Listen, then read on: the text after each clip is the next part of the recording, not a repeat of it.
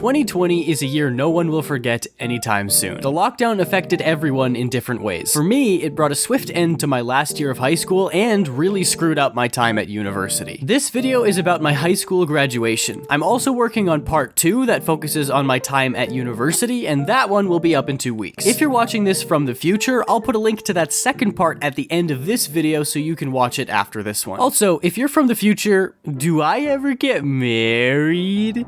No?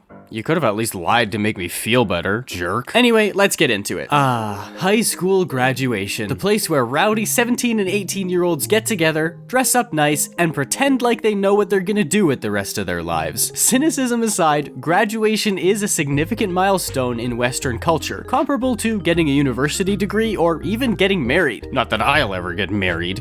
Jerk. As stated in previous videos, I was born in 2002. If you do the math, or just read the title of the video, you'll realize I graduated high school and started university in 2020, during lockdown. Yeah, it went about as well as you'd think. At my high school, graduation was a big deal. It was a whole weekend affair with an itinerary packed full of galas, speeches, ceremonies, and a talent show for some reason. I went to a private boarding school, and I know that sounds disgustingly upper class, but it was like any other high school, just with more Jesus.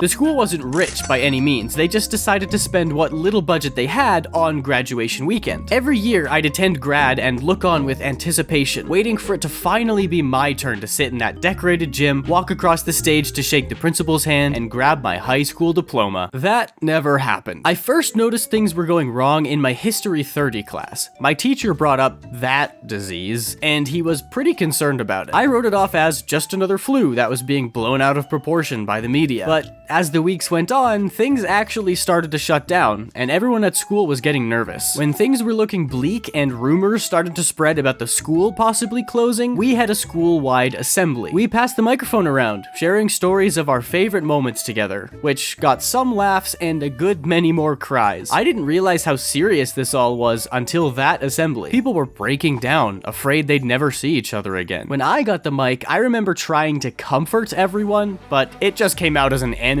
protagonist monologue. Everyone, we have to fight this thing together. No matter how alone you feel, we can accomplish anything if we stand united as one. Even if the school closes, its spirit lives on inside each of us. You must harness the fire in your soul and fight on! Even when the school first started to shut down, we didn't understand the gravity of our situation. There was a test in that same History 30 class that my classmates and I were stressing about. When the school started closing its doors, we celebrated. We didn't have to write that test anymore. Matter of fact, my friends and I were so stoked, we drove an hour to the city and bought McDonald's to celebrate. Had we known what we were actually celebrating, I don't think we would have been quite as excited. How naive we were back then. Stupid 18-year-old Aiden. I'm way more mature now. Once the school actually shut down and we were all sent home, classes resumed online. Or they were supposed to, anyway. Online classes weren't mandatory and people started dropping like flies. The school froze our grades as soon as lockdown hit, and those remained our final grades for the whole year. Additionally, anyone whose grades were failing at the time instead automatically passed. So it's no wonder people thought they didn't need to attend class anymore. I, on the other hand, was determined to finish all of my classes. And then I took one organic chemistry class online. I never went back. I stayed in English and history the longest because I enjoyed the material and the projects were actually fun. I got to record a podcast episode for one of them, which I've always wanted to do. For those two classes, I'd almost always put them on in the background while I played Minecraft. I probably should have paid more attention, but hey, in my mind, I didn't even have to be there. The fact I was listening anyway was good enough for me. But our classes weren't the only thing that suffered with the school shutting down. Our graduation did too. Like I said, my classmates and I had been looking forward to grad weekend for years at this point. But with everything that happened, it looked like we weren't getting a ceremony, much less a whole weekend. You can imagine how devastated I was when, over the course of a week,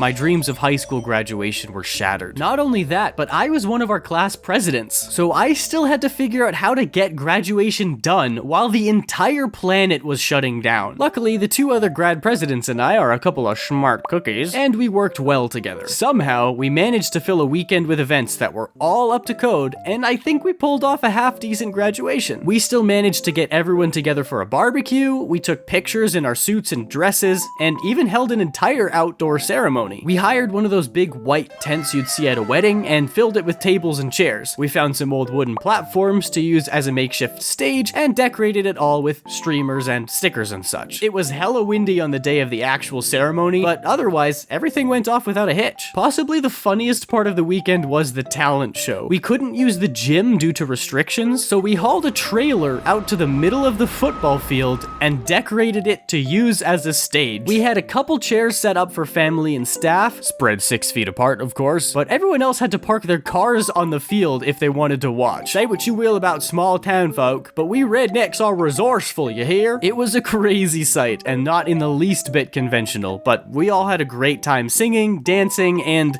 performing taekwondo. Not even kidding. It was awesome. Our high school send-off was certainly unique, and maybe I should be grateful for that. But I can't help feeling like our long-awaited graduation weekend was a little anticlimactic. In all the years before us, the graduates would be crying and hugging their families. It was always such an emotional few days. Our graduation class was depressed. We'd been locked in our respective basements for 4 months, so we were pretty detached when we reunited for graduation. The usual feeling of casual camaraderie was gone. No tears were shed. We just showed up and did the things because we were supposed to, I guess. I think that was the hardest part for me. I'd have preferred that my grad weekend was full of overcoming hardship and friends banding together in the face of adversity. But my class was so numb from everything that happened, we just went through the motions and then moved on. I know that's a bit of a sour note to end on, but this is a serious topic and I wanted to give it the gravity it deserves. That's about all I have to say about high school graduation, but stick around for the next video on university because it'll be much more in-depth than this one. If you don't want to miss it, click subscribe and the bell icon so YouTube will notify you when the next video comes out. And if any of you watching went through something similar, feel free to leave a comment. I feel particularly bad for you poor souls born in 2003 because while we lost about 4 months and our graduation, you guys missed a whole year. Wild. Anyway, thank you so much for sticking around to the end of the video, and I'll see you very soon.